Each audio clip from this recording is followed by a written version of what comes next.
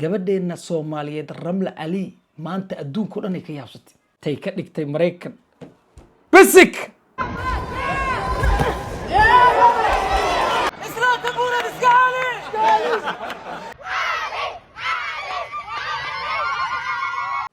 aniga ilka case iyo farxin fiska hadda arka waa waalna aniga jinniga igu riday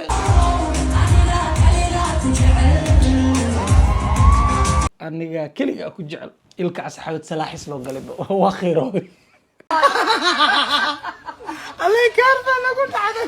السلام عليكم ورحمة الله وبركاته وويلكيني وولالكيني دوان أنوني AKA بقرطوية دبا حد وين سلام ميدا بصوب بالله أنا ودا إدين سو مرسيي فضلا جانل كاداوك عصوب تاي لايك شير كومنت سبسكرايب إتا مركان كقودبنو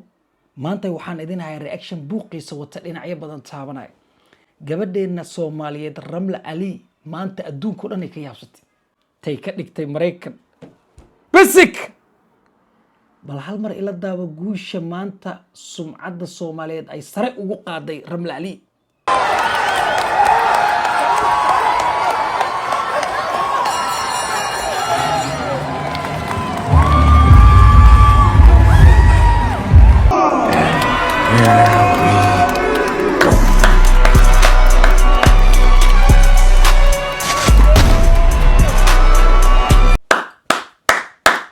قول sababtoo ah gabadhan Ramla Ali qof walba oo ciyaarta daawanay ma filaynin ciyaarta inay badinayso waayo wareegga labaad feerka ku dhacay heer wuxuu gaaray dhiigeeda u daato ilaa ay ku sigatay dhulka inay ku dhacdo iyadoo dhiigga uu ka da'ay ayay wareegga afraad u gudubtay ka waran markaasay Jaanis yar intay ku raadisay gabadha Leila Furtado la dhahay Brazilianka abarkato kick alla xoog weyda oo karti badana arinka la yaab kale oo maanta adduunka dhan ay hadal hayaan waxay tahay in garsoorayaashii ciyaarta ay guusha siiyeen gabadhii Ramla Ali waliba guul taariikhi ah garsooraha koowaad wuxuu siiyay in u dhaxayso 77 ilaa 75 garsooraha labaadna wuxuu siiyay 78 ilaa 74 dhibcaha ay ku qaaday ka waran waa guul taariikhi ah marka gabadheena wax badan Xaliimo wax ka sheegday wax badan aan dhahnay dumarka Soomaaliyeed guusha ay Ramla Ali keentay waxa ka sii weyn guusha ay keeni doonto waraa dumarka ciyaar ma aha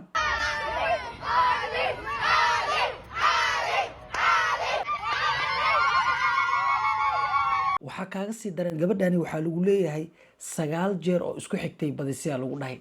markan waa markeedii 10aad she is unstoppable lama istaajin karo lama joojiyaha nool waa tana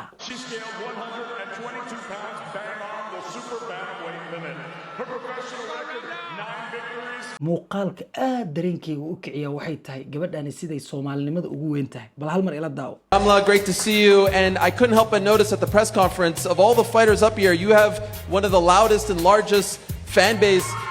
There they are. I know they're here somewhere. Who are these people, and what do you want to say to them for supporting you so well? First of all, I'd love to say alhamdulillah. I'm so grateful to be here. I want to thank my people. I do this for you. Somalia Hanolato. Thank you so much. Salam alaikum, and good luck tomorrow night. ninka wariyaha wuxuu dhahay taageerayaashaada ku hortaagan maxaad rabtaa inaad tiraadid taageerayaasheeda cadaan u badnaa Soomaalida way yareed markaas waxay tiri ugu horeen waa inaa u mahad celiyaa Ilaahay marka labaadna Soomaaliya ha noolaato bal fiiri qiyaas baadiga Somalia Hanolato. marka gabadhani Soomaalinimada ku weyn DJ ha is elinin sida ama gacan ka gabagaba tudolka gogalay sibla tire walen bemaata Allah gabaal degle la marwa inta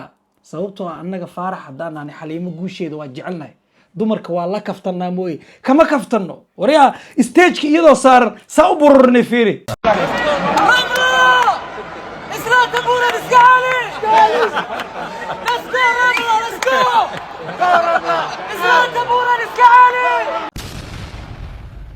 sababta gabadhani guusheeda aan u weyneynahay mataqaana gabadhani waxay iska diiday ingiriiska inay matasho iyadoo ingiriiska ku nool waliba dhalasho ka haysata waxayna door biday calanka cawaale inay sare u qaado qofkaasoo kale inaa weynaysaana ahayd gabadha follow garee akoonkeeda waa kaa Ramla Ali tiktokeeda haloo kala kiciyo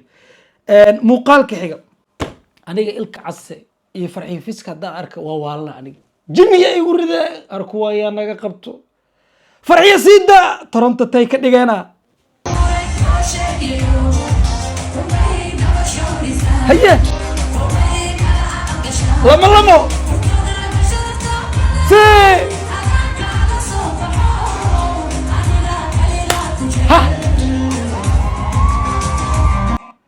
waxay leedahay yaa raggoo dhan adaa kaala soo baxay anigaa keligaa ku jecel ilka casxaawad salaaxis loo galay waa khayroobay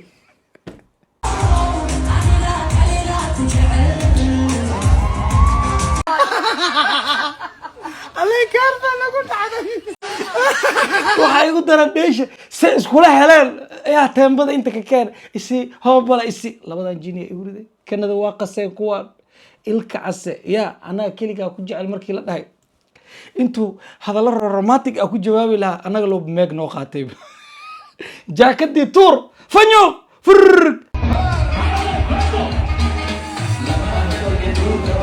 haye si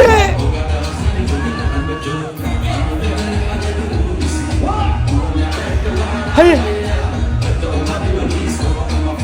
haye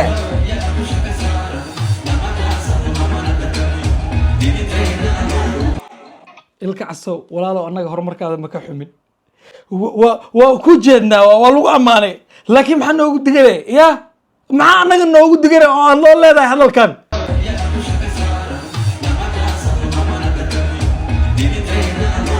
libinteeda lawyer ma u baahna kula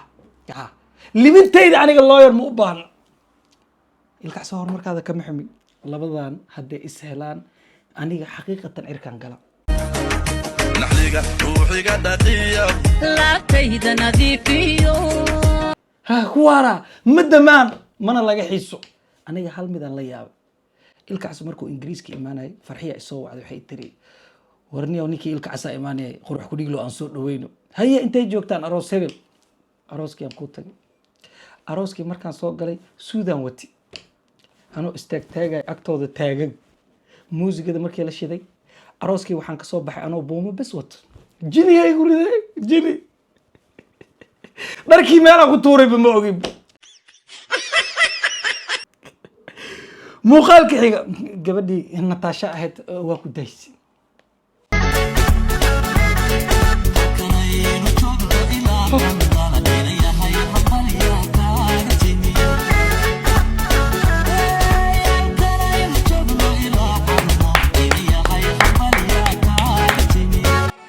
waa iska sacbinaya mooye hambalyadana waa iska soo tuuraya mooye qalbiga bash Natasha hambalyo laakiin ya ma gudbanimada aniga jaamacadoo kale digriyanka diyaarar waa digri hadda Natasha saaxiibadeyda ma baxday ya asxaabteeda dhan waa wada guursadeen ani ma ogi waalidkeyna ay duceeyeen dhibkaa meel uga yimid ma gudbe haddii aa aragtid salmaqa anaa ka darag laakiin Natasha waa iqiyaantay Natasha waa iqiyaantay كعصدا راح يقول درنا تقانا حلو بول فوق دم وين بدي يسوليك دي سقاطة كم mar walba waxay dhihi jirtay aniga guurka waa ka cabsada hadda kan baraanka ma guur ma aha khiyaanada maxay tahay Natasha weliga gabar saaxiib ka dhigan ugu dambeyn calool xumle kaaga tagay hadda ma lagu jiit bal muuqaalka xiga muuqaalkani waa iga yaabi ilaa haddana waa la yaabanahay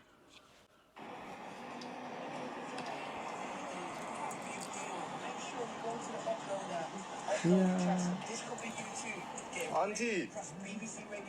what's going on, Auntie?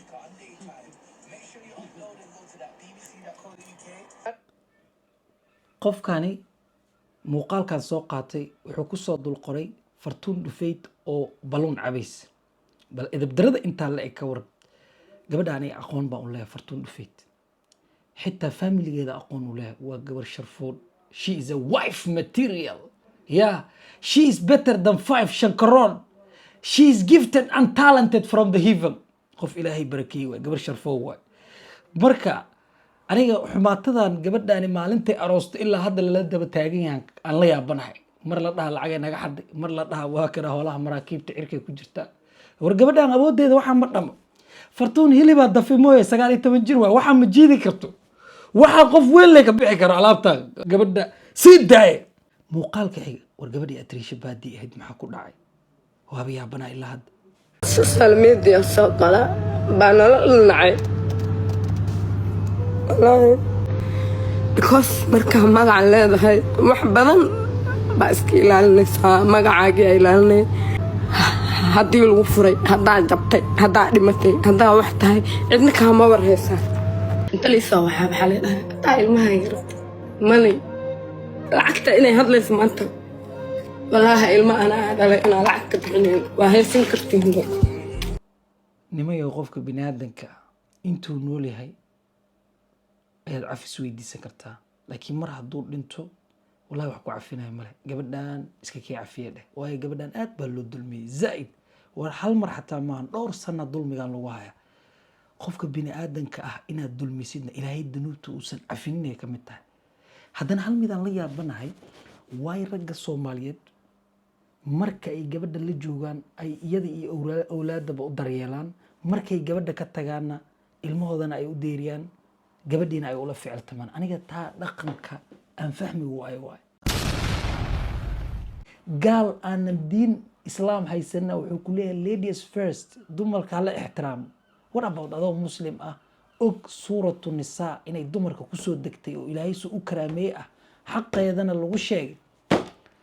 I don't know wax loo xanuujinay marka ilaahay dumarkeena barakeeyo xanuunkana ka dulqaado bye bye